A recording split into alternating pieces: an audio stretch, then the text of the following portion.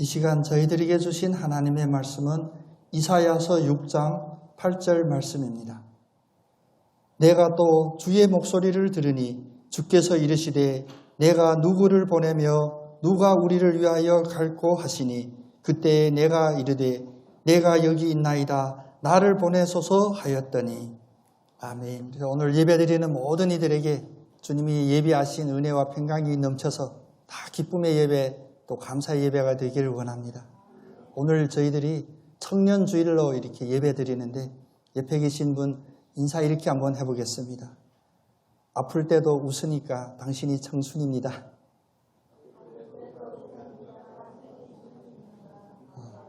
아멘. 이 말을 조금 바꿔서 해봤는데 이제 좀 유행이 지났습니다만 한때 그런 얘기했죠. 아프니까 청춘이다. 그래서 청년들이 뭐라고 막 반발했대요. 왜 아프니까 청춘이냐. 우리는 아프지 않고도 청춘이기를 원한다. 저희는 하나님이 아이를 늦게 주셔서 나이 40 넘어서 이렇게 아기가 있었어요. 제 친구들은 다 그렇게 고백해요. 애가 애를 키워가지고 어떻게 키웠는지 기억이 안 난다 그래요. 근데 저희는 나름 그래도 이제 세상 알만할 때 애기 키워가지고 그 크는 과정들이 다 기억이 나서 늘 감사합니다. 근데 얘가 이제 말하고 어린이집 다닐 쯤 되니까 여자아이인데 이상하게 곤충 그런 걸 엄청 좋아해요. 애들은 벌레 하면 깍 하고 도망가는데 얘는 벌레를 손으로 잡고 그러더니 자기는 이제 벌레를 연구하는 그런 학자가, 과학자가 된대요. 곤충 학자가. 자기가 좋아하는 것을 이제 애들이 찾는 거죠. 근데 언제 어린이집 끝나서 와서 갑자기 엄마하고 그래더래요. 나는 이제 크면 의사가 되겠다고. 그래서 우리는 의사 이런 얘기 해본 적이 없는데 왜 했더니 애가 얘기하기를 우리 아빠 엄마가 너무 늙어서 이제 내가 의사 돼서 살려야 됐네. 이제 자기가 좋아하던 꿈으로부터 이제 그래 적어도 부모를 생각하는 그런 마음이 이제 바뀌게 된 거예요. 근데 이제 제주로 와가지고 이제 초등학교 5학년쯤 됐는데 어느 날 논술학원 하나 다니는 게 있거든요. 토요일. 이제 같이 가는데 아빠 한 달 그 수입이 월급이 얼마 되냐고. 왜 했더니 왠지 마음이 찔리더라고요. 그래서 왜 묻냐 했더니 자기 친구들 아빠가 뭐 어쩌고 하면서 자기는 이제 나중에 크면 공무원이 된대요. 야, 너 공무원이 뭔지 아냐 했더니 공무원이 뭔지는 모르는데 퇴직해도 보상이 된대. 짧디 짧은 그 아이의 12년 인생에 꿈이 이제 3번 바뀐 걸 저는 들었습니다. 자기가 좋아하는 거로부터 그나마 두 번째 소원이 좀 괜찮았는데 적어도 부모를 생각하는 그런 마음으로 바뀌더니 얘가 이제 세상을 아나봐요. 세상에 살아가는 방법 공무원이 된대요. 자기 살 길을 이제 찾는 그런 마음이 든 것 같습니다. 근데 저희 아이만 그런 게 아니라 요즘 많은 청년들이 젊은이들이 다 이런 생각을 이런 고민들을 해요. 그래서 아프니까 청춘이다 이런 말 청년들한테 하기가 참 부담스럽습니다. 왜냐하면 아픔이 너무 많거든요. 사실 코로나 때문에 모두들 다 어렵죠. 힘들죠. 근데 코로나가 아니어도 우리 청춘들은 늘 이런 고민을 가지고 살아왔습니다. 힘들고 어렵고. 그래서 우리가 자칫 관심을 가지지 않으면 알 수 없는 그런 새로운 젊은이들끼리 하는 청년들이 나누는 신조어들이 있어요. 줄임말들. 그중에 몇 가지 마음이 아픈 그런 줄임말 제가 몇 가지 찾아왔는데 한번 우리 어르신들, 우리 부모 되신 분들 한번 뭔지 맞춰 한번 보실래요? 이생짐망. 이생짐망. 청년이 대답하면 안 되고요. 이생짐망 뭐냐면 이번 생에 집 사기는 망했대. 웃으면서 들을 이야기 아닌 거예요. 그리고 영끌 대출. 대출인데 어떻게 대출이냐. 영끌. 영혼까지 다 끌어모아야 대출한다. 요새는 또 주린이라는 용어도 있대요. 어린이 아니고 주린이. 주식하는 어린이. 주식을 하는데 어린인 거예요. 성공 못하는 거, 돈 못 버는 거. 이 청년들이 이런 줄임말에서 신조어에서 우리 청년들이 마음에 가지고 있는 그 부담감, 그 압력, 그 억압, 우리가 느껴야 됩니다. 절대 이들이 아직 젊어서 몰라, 나중에 알 거야 해서는 안 될 매우 긴박한 상황에 우리 청년들이 노출이 되어 있어요. 코로나 때문에 그럴 거야, 코로나 지나면 괜찮을 거야, 이것도 정답이 아닙니다. 사실은 코로나 지금 우리 겪고 있는 데는 우리한테는 엄청난 어려움이고 억압이지만 사실은 코로나와 같은 어려운 상황들이 우리 인류의 역사상 늘 있어 왔었습니다. 모든 시대마다 청년들이 있었고 이 자리에 계신 우리 장로님들이나 권사님들도 다 청년이었다가 오늘이 되었잖아요. 청년일 때 누군들 고민이 없었을까요? 그런데 우리에게 확실하게 바뀌지 않는 것은 어느 시대이든지 어느 장소에서든지 바뀌지 않는 한 가지는 무엇이냐? 바로 이런 문제, 위기, 어려움에 처했을 때 그것을 극복하는 그 방법만은 바뀌지 않았다는 것입니다. 오늘 말씀을 통하여 우리 청년들에게 또 아까 인쇄했듯이 아직 아픔이 느껴지는 모든 청춘들에게 이 말씀이 은혜의 말씀이 되고 깨달음이 있는 말씀이 되기를 원합니다. 오늘 이사야에서 이 본문 말씀의 배경을 보면 그 이사야가 처해 있던 그 시대 상황도 사실은 만만한 시대 상황이 아니었습니다. 다른 민족도 아니고 이스라엘 그 민족이 두 나라로 나뉘어져서 서로 싸우기도 하고, 그런데 이스라엘 이 내부적인 전쟁뿐만 아니라 외계에서 오는 다른 민족들이 침략하고 또 노예로 되고 포로로 잡혀가고 이런 어려운 상황이었습니다. 그런데 내부적으로 보면 이 이스라엘의 내부 사회도 부패해졌고 사회 속에 정의나 이런 밝은 것이 보이지 않고 어둠만 많이 있었고, 특별히 그 당시 리더들, 정치 지도자들마저도 참 하나님이신 하나님을 순종하고 섬기는 것이 아니라 모든 잡다한 우상들에게 관심을 가지고 있던 그런 시대였습니다. 그래서 선지자라고 하고 제사장이라고 하는 그런 계급들은 그 자리에 있었지만 하나님의 참되고 바른 말씀들을 전하지 못하는 그런 어려운 상황이에요. 이때 이사야가 주님의 성전에 올라가 기도하다가 주님의 특별한 은혜를 받습니다. 그 은혜가 어떤 은혜였냐? 기도하던 중에 이사야의 눈이 열립니다. 어떤 눈이 열렸냐면 육신적인 그런 눈이 아니라 하나님을 바라보는 그런 눈이 열렸습니다. 그리고 천사들이 하나님을 거룩하다 거룩하다 찬양하는 그런 찬양마저도 들리는 귀까지도 열렸습니다. 그때 성경의 기록을 보면 해보다 더 밝은 빛이 비춰오는데 그 빛 가운데서 이사야가 자기 자신을 보게 됩니다. 여러분들도 기도하시다가 이런 은혜 다 한두 번씩 있으시죠?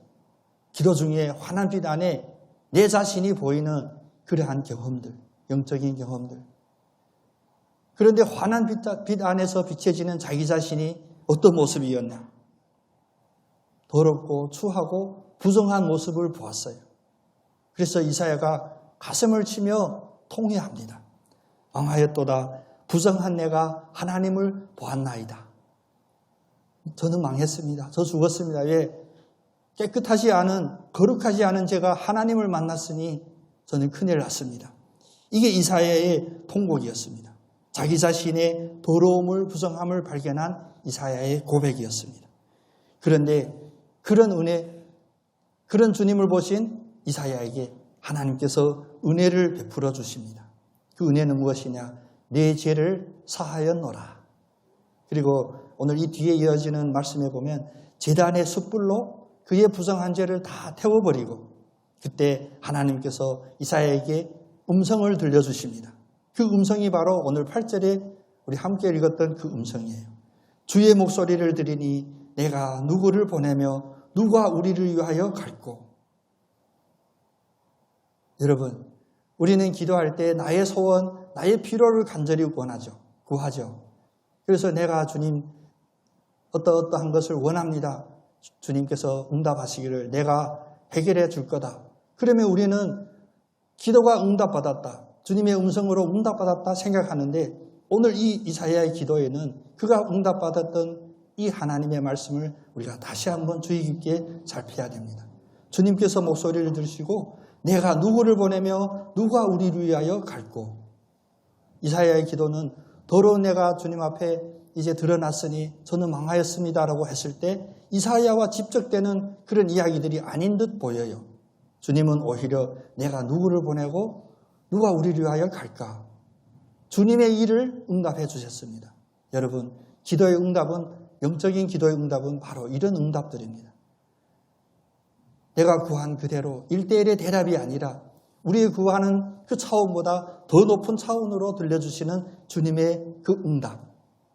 기도할 때마다 이런 은혜들이 우리 모두에게 있기를 원합니다.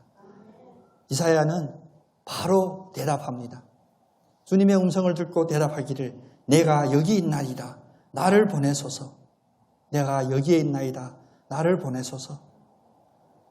빗소리도 들리는데 우리 빗소리를 이길 만큼 우리의 심령이 막 진동이 올 만큼 자기 자신에게 한번 고백해 보겠습니다. 주님, 제가 여기 있습니다.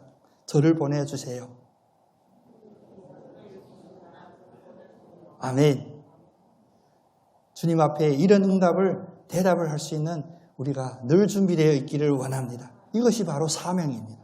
주님이 우리를 부르심을 소명이라고 하고 그 소명에 부르심에 응답하고 대답하는 것을 우리의 사명이라고 이야기를 합니다.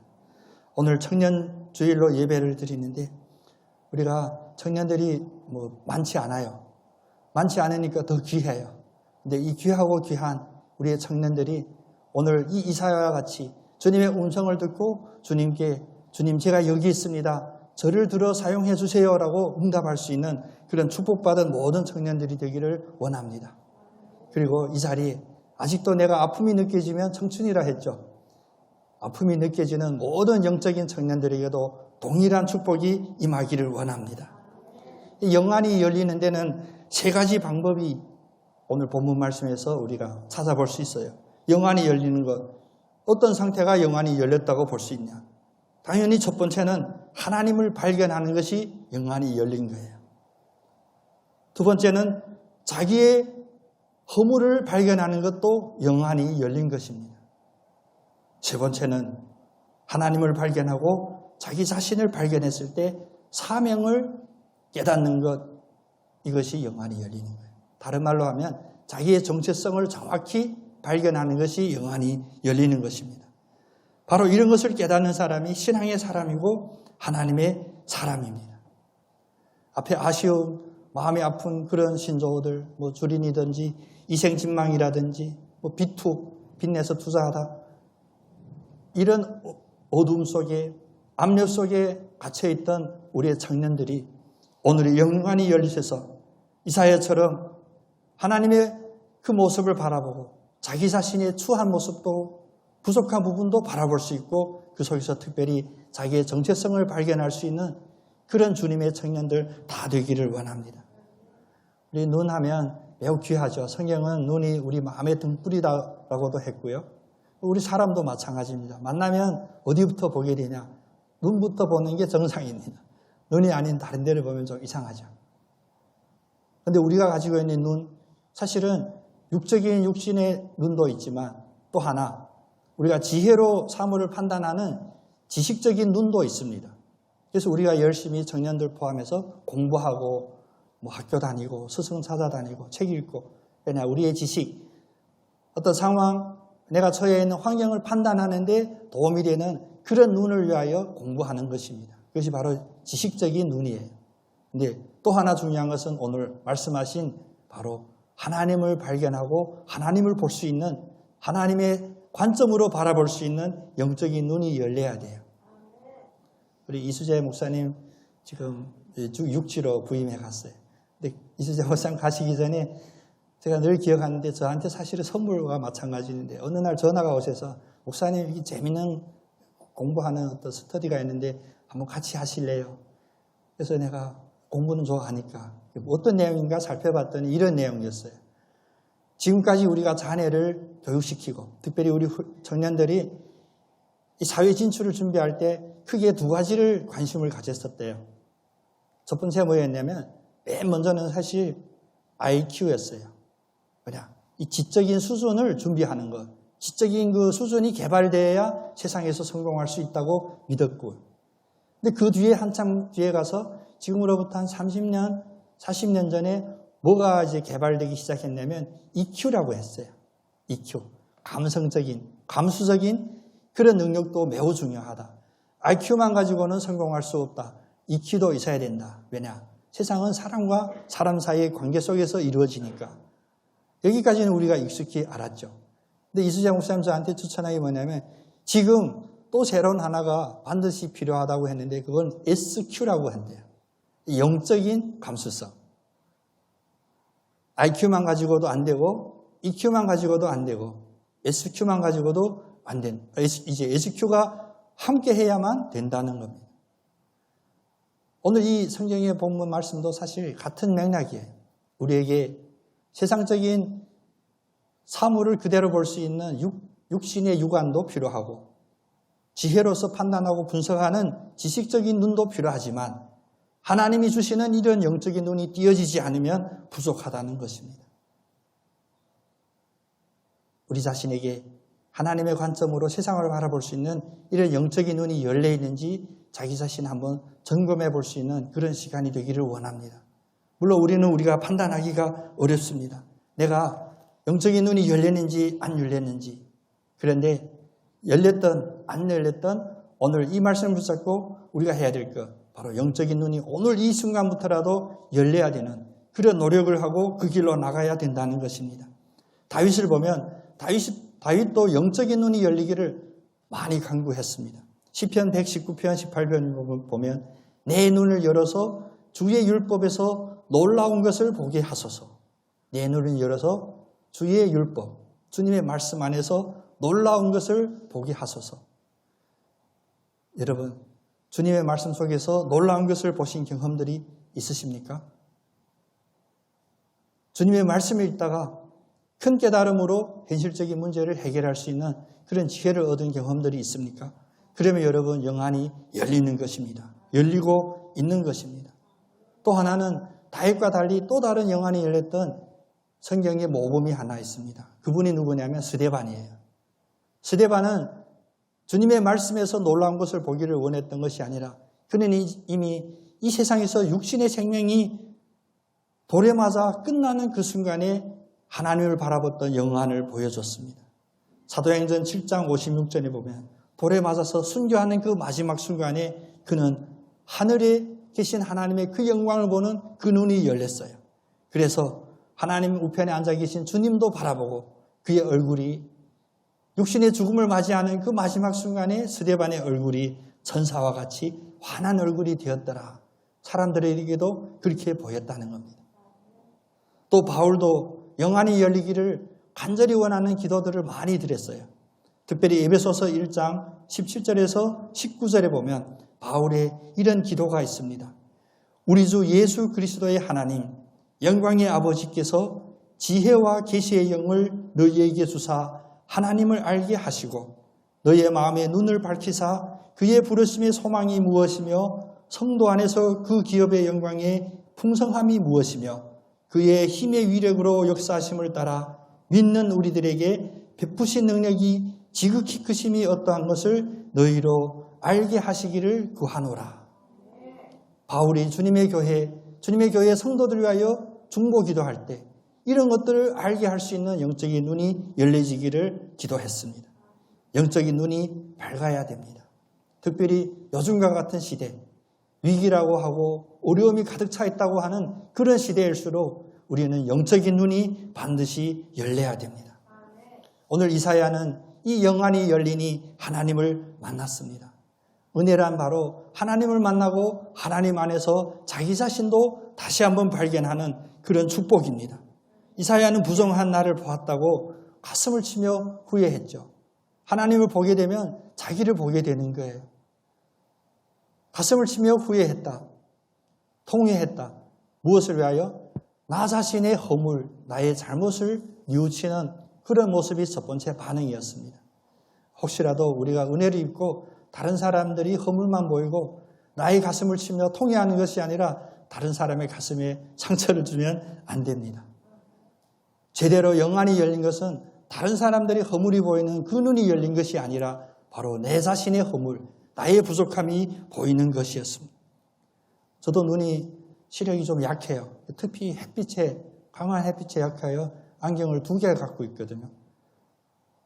왜냐하면 햇빛 나오면 좀 짙어지고 실내 들어가면 조금 옅어지는 그 안경이 있습니다. 근데 그 안경 때문에 저도 실수할 때가 많이 있어요.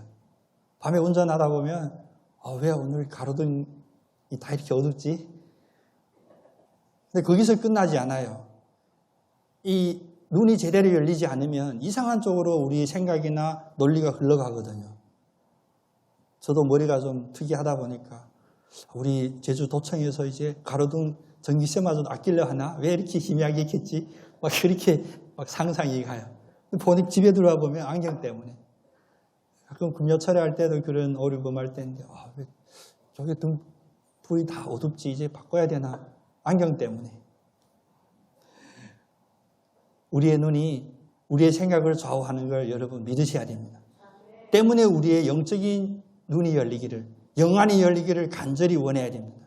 이것이 바로 우리의 믿음의 첫 번째 순서이고 주님 앞에 바로 쓰임받는 첫 번째 순서입니다. 영안이 열리니 하나님을 보고 하나님을 보니 자기 자신의 허물이 보였고 그래서 회개로 나가는 이사야. 이것이 첫 번째라면 두 번째로 영안이 열리면 그 안에서 자기의 사명을 발견하게 됩니다. 내가 무엇을 해야 될지를 안다는 것입니다. 오늘 이사야는 하나님의 목소리를 들었어요. 음성을. 앞에 말씀했듯이 집중해서 들으면 이 말씀은 나한테 주시는 말씀이 아닌 듯해요.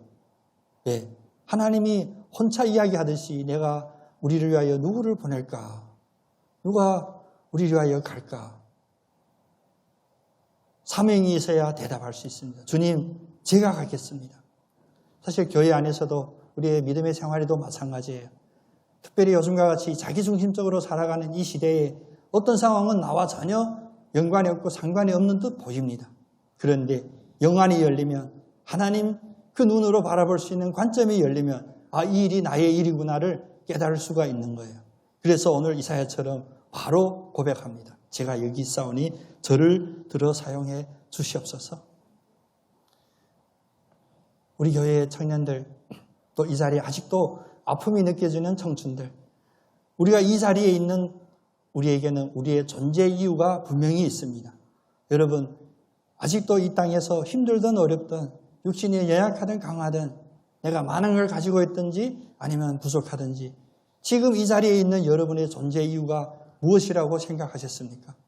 하루하루 사니까 아침에 눈 떠지니까 또 하루 사네. 예수 모르는 저희 할머니는 늘 그랬습니다. 아침에 눈 떠지면 또 하루 사는구나. 예수 믿고 성도로 부르심 받은 여러분은 오늘 이 자리에 있는 존재 이유가 무엇인지 깊게 생각해 보시기를 바랍니다. 한 분씩 답안지 한번 받아볼까요? 여러분, 이 자리에 지금 계시는 존재 이유가 무엇입니까? 왜 이 자리에 있습니까? 이 자리에 계신 어느 분이 저한테 이런 고백한 적이 있어요. 저는 우리 식구, 우리 남편에 위하여 기도해야 됩니다. 남편이 구원받기 위하여 기도해야 됩니다. 맞습니다. 이것도 매우 중요한, 엄청 중요한 존재 이유입니다. 내가 내 남편을 예수 믿고 구원받게 하기 위하여 살고 있습니다. 존재 이유거든요. 각자 나는 왜 이 자리에 있는지 생각해보는, 내 존재 이유가 무엇인지 생각해보는 이런 영안이 열리기를 원합니다. 우리 기독교 역사에 보면 리빙스톤이라고 하는 아프리카 선교사가 있습니다. 엄청난 업적을 이뤘죠. 식인종, 사람이 사람을 잡아먹는 그런 족속에게마저도 예수 그리스도를 전하고 십자가의 예수, 그 구속을 전했던 선교사님입니다. 근데 그가 선교 사역을 감당했던 그 환경은 우리의 상상을 초월하게 열악한 환경이었어요. 사람이 사람을 잡아먹는다, 그런 환경이었으니까. 물론 동물도 위협해요. 환경, 풍토병, 여러 가지 위험이 있었습니다. 그래 그와 같이 사역하는 그의 제자들이 늘 마음의 불안함, 두려움을 갖고 있었습니다. 그래서 그 중에 그 두려움에 표출이 되는 가장 대표적인 질문은 뭐냐면, 오늘 출발했다가 혹시 사막에서 저 길에서 죽어서 돌아오지 못하면 어떻게 됩니까? 리빙스톤의 제자들이 질문했을 때 리빙스톤은 매우 유명한 그 한마디를 남겼습니다. 내게 사명이 남아있는 한 결코 죽지 않는다. 리빙스톤의 이 고백이 우리 모두의 고백이 되기를 원합니다. 우리 한번 고백해 보겠습니다. 내게 사명이 남아있는 한 결코 죽지 않는다. 아멘. 바로 사명이 우리의 존재 이유입니다. 사명이 우리의 존재 이유입니다. 그래서 사명이 느껴지지 않으면, 사명을 깨닫지 않으면 하루하루 있는 그 자리가 아무 의미 없는 자리이고, 그 자리가 오히려 삶이 나에게 부담이 되고 나에게 힘들게 하는 그런 자리가 될 수 있습니다. 우리 모두에게 사명이 존재 이유됨을 깨닫고 그 사명 때문에 더 힘차게 살아가는 여러분 다 되시기를 원합니다. 때문에 우리의 주님의 청년들도 이 사명을 깨달으면 이제 앞으로 우리가 헤쳐나가야 될 그 인생에 우리가 살아가야 될 이유도 있고 또 우리의 삶 속에 축복받아야 될 근거도 있게 됩니다.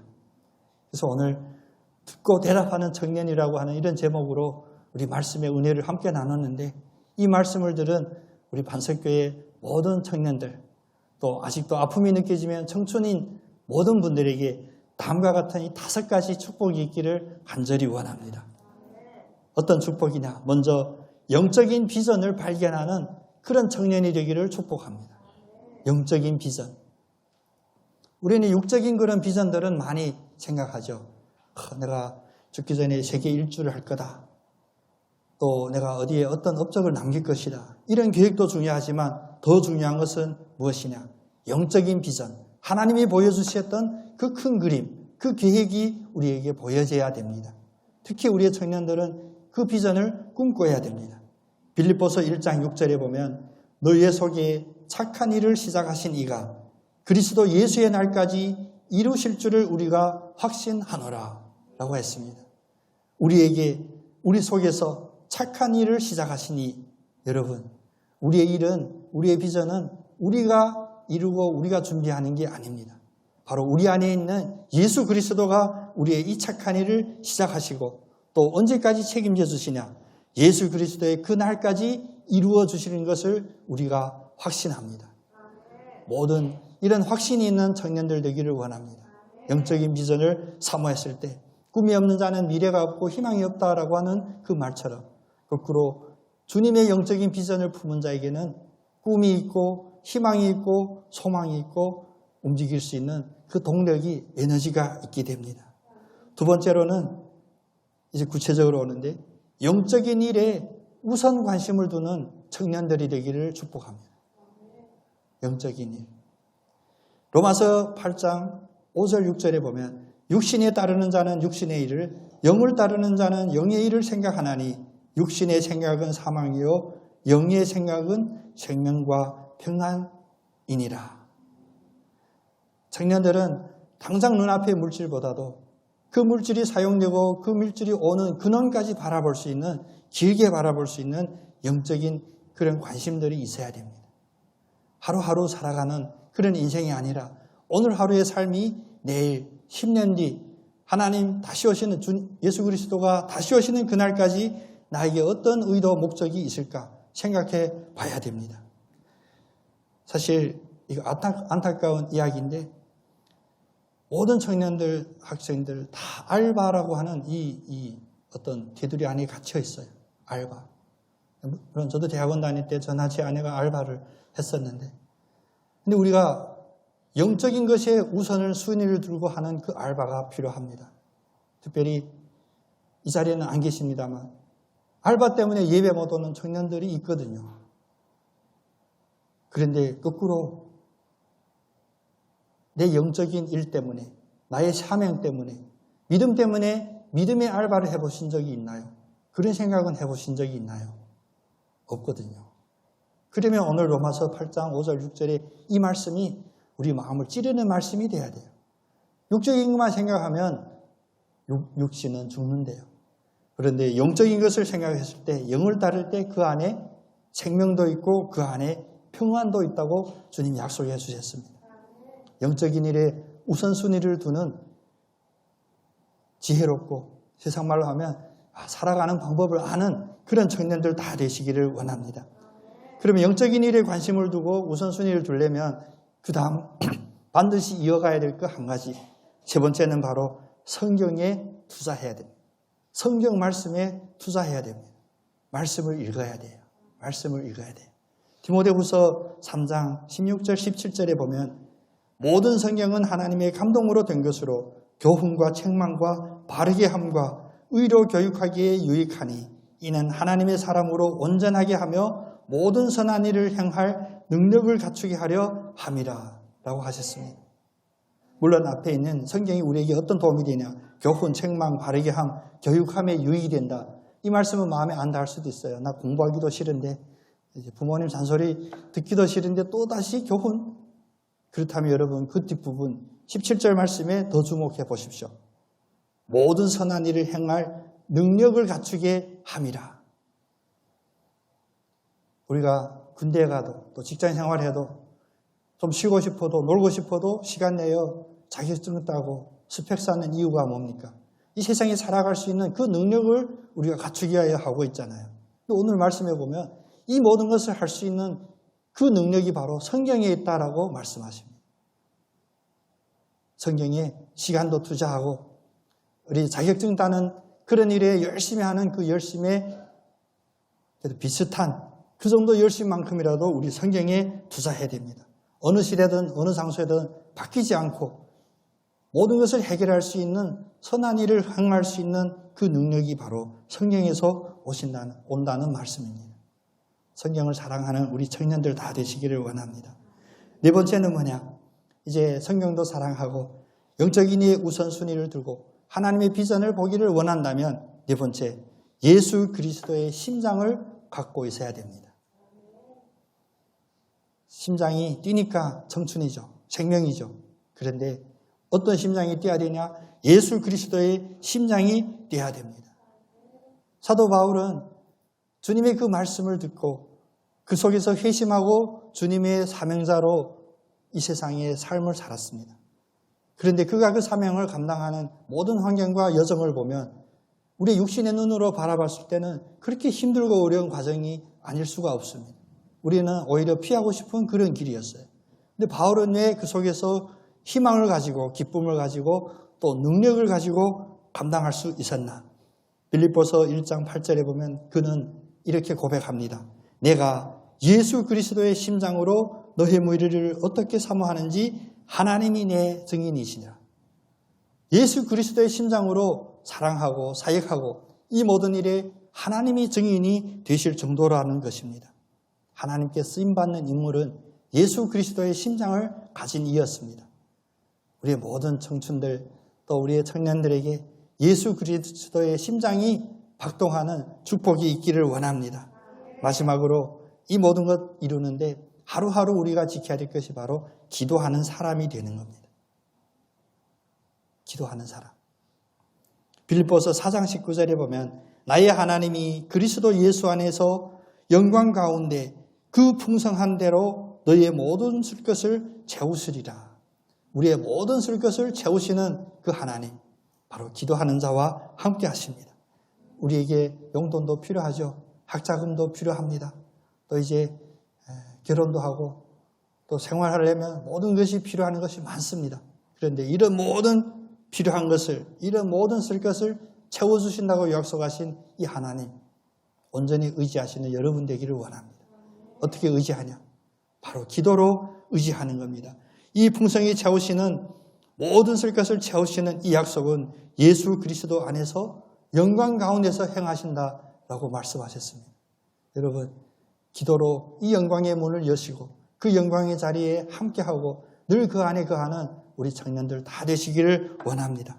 필요한 것 주님께 구하는 삶의 지혜도 있기를 원하고 또 구했을 때 응답받았던 그런 믿음의 간증도 있어서 우리의 믿음이 담대한 믿음이 되어 어떤 어려움이 닥칠지라도 내가 주님의 음성을 듣고 그게 응답하는 그런 사명자다라는 정체성으로 살아가시는 주님 다시 오시는 그날까지 승리하시는 여러분 다 되시고 우리 청년들 다 되기를 원합니다. 시편 119편 9절에서 11절 말씀으로 오늘 마무리할까 합니다. 시편 119편 9절에서 11절 이렇게 말씀하셨죠. 청년이 무엇으로 그의 행실을 깨끗하게 하리이까? 주의 말씀만 지킬 따름이니이다. 내가 전심으로 주를 찾아 싸우니 주의 계명에서 떠나지 말게 하소서. 내가 주께 범죄하지 아니하려 하여 주의 말씀을 내 마음에 두었나이다.